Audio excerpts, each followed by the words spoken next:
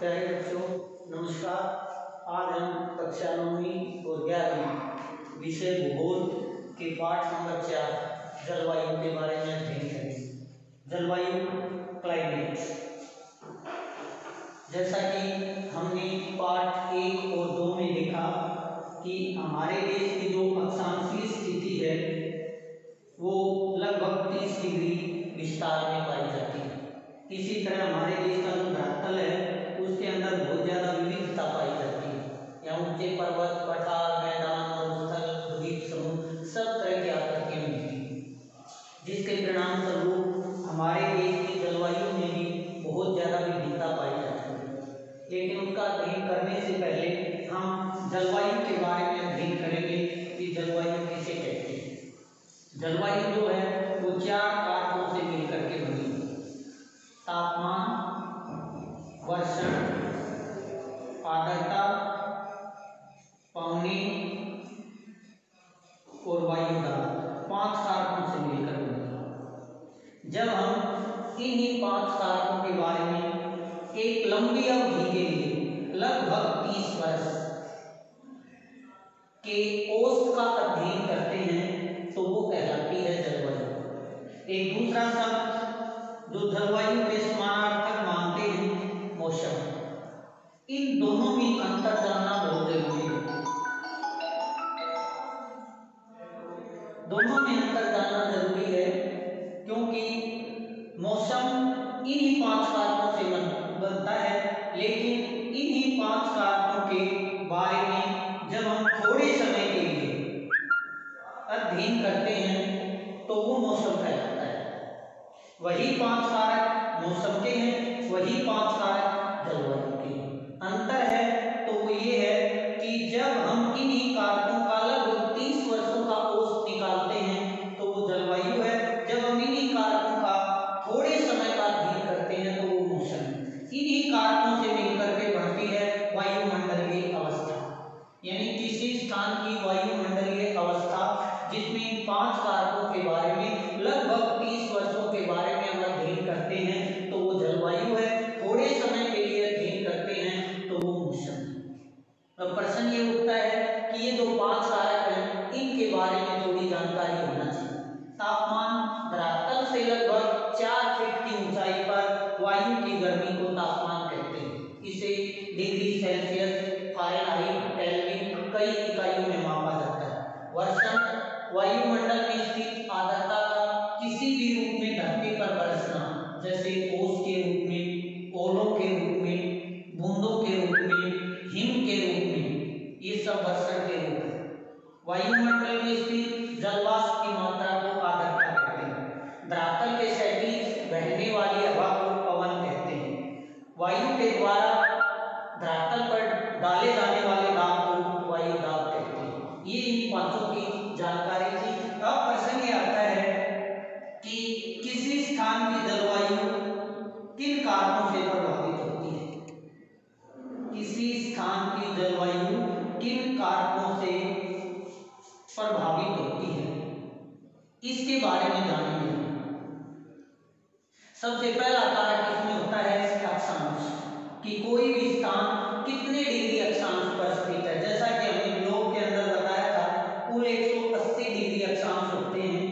0 से 23.5 डिग्री उत्तर दक्षिण उष्णकटिबंध है, 23.5 से 66.5 उत्तर, 23.5 से 66.5 दक्षिण शीतोष्ण कटिबंध है, 66.5 से 90 उत्तर, 66.5 से 90 दक्षिण शीत कटिबंध। अब कोई भी स्थान किस अक्षांश के बीच है, जैसे कि हमारा देश भारत जिसके बीचों बीच कर्क रेखा गुजरती है तो उसको 2 जलवायु कटिबंधों में बांट दिया। अगर कोई स्थान ऊंचे अक्षांशों पर है वहां की जलवायु ठंडी होगी, अगर कोई भूमध्य रेखा के आसपास निम्न अक्षांशों पर है तो जलवायु गर्म होगी। दूसरा कारक होता है समुद्र तट से दूरी। समुद्र के पास जो स्थान होते हैं वहां की जलवायु सम होती है। कारण समुद्र का समकारी प्रभाव, क्योंकि जल भाग धीरे गर्म धीरे ठंडा होता है, जिसके कारण वहां ना ज्यादा गर्मी होती है न ज्यादा सर्दी होती है। ऐसी जलवायु को सम जलवायु कहते हैं। जैसे कि महाराष्ट्र, केरल, कर्नाटक, गोवा,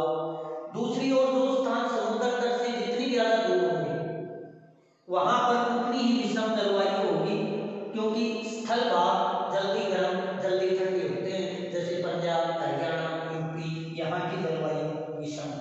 तीसरा कारक होता है समुद्र तल से ऊंचाई। जैसे जैसे हम समुद्र तल से ऊंचाई पर जाते हैं तापमान कम हो जाता है और ये तापमान कम होने की दर है 165 मीटर पर 1 डिग्री सेल्सियस।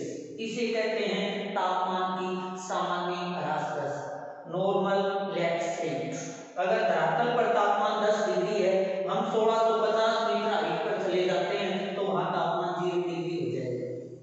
यही कारण है कि ऊंचे ऊंचे पर्वतीय इलाकों में बर्फ जमी रहती है। उदाहरण के लिए चंडीगढ़ और शिमला में केवल लगभग 100 किलोमीटर की दूरी है, लेकिन उसी 100 किलोमीटर की दूरी में गर्मियों में चंडीगढ़ में तो गर्म हवाएं चलती हैं, लेकिन शिमला में ठंड पड़ती है। चौथा कारण है धरातलीय पवनी।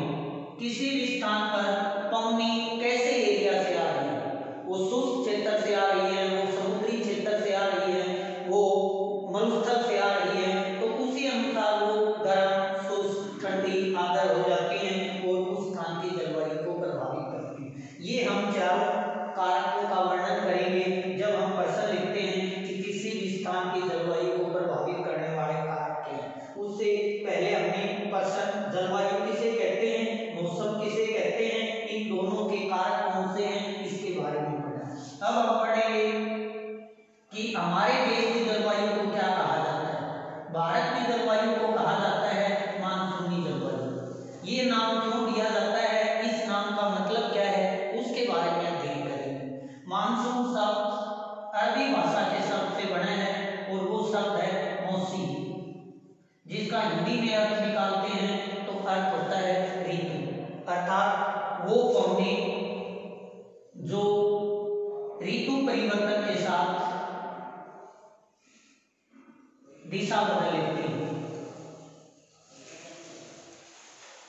उन्हें मानसून पौधे कहते हैं। ये है मानसून की परिभाषा।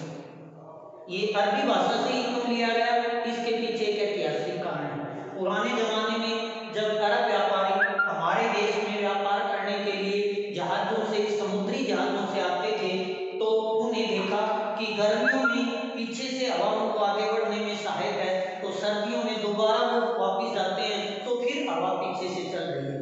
इस तरह उन्होंने देखा कि ये पवने तो जैसे ही ऋतु बदलती है तो अपनी दिशा बदल लेती है, इसलिए उन्होंने अपनी भाषा में इन्हें मौसम यानी ऋतु के साथ दिशा बदलने वाले पवने कहा। तो ये थी मानसून की परिभाषा, मानसून शब्द की उत्पत्ति। अब प्रश्न उठता है कि हमारे देश की जलवायु को मानसून क्यों कहते हैं। तो पहला कारण तो इसी परिभाषा में छिपा हुआ है, क्योंकि हमारे देश में पवने 6 महीने तो चलती हैं स्थल से समुद्र की ओर और 6 महीने चलती हैं समुद्र से स्थल की ओर। स्थल से समुद्र की ओर चलते हैं उन्हें उत्तर पूर्वी मानसून पवने कहते हैं, समुद्र से स्थल की ओर चलती हैं उन्हें दक्षिण पश्चिम मानसून पवने कहते हैं। ये उनकी दिशा के अकॉर्डिंग होता है। एक तो ये कारण है कि हमारे देश की जलवायु को मानसूनी जलवायु कहा जाता है। दूसरा कारण है कि मानसूनी जलवायु के अंदर ऋतुएं एक लयबद्ध तरीके से आती हैं, क्रमशः आती हैं, सर्दी, गर्मी, बरसात। हमारे देश में भी ऋतुओं की ये लय बरकरार होती है, इसलिए भारत की जलवायु को मानसूनी जलवायु कहा जाता है। इस प्रकार हमने इस पाठ के अंतर्गत जलवायु का अर्थ, मौसम का अर्थ, इनके कारण ये तीनों क्वेश्चन आप लिखेंगे। एक क्वेश्चन आपको ये समझाया गया विद एग्जांपल कि किसी स्थान की जलवायु किन कारकों से प्रभावित होती है। उसके बाद हमने देखा कि मानसून शब्द का क्या अर्थ है, मानसून पवने किन्हें कहते हैं।